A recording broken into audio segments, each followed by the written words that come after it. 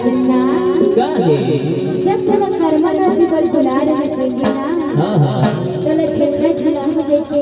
हाँ बोले तेरे बोले थे ना हाँ हाँ तो जब तक ध्यान ना और पतरिया की जात नहीं संगीना तमाम को दिल बाजू बाजू आते होगा ऐसे तो सुनना काहे आकर तुम जाना क्यों क्या करते हो वही को तुम्हें कहाँ जाना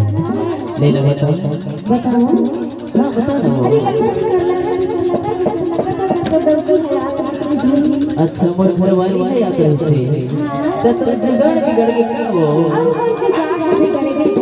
ऐसे क्या करते हैं लेना बेटा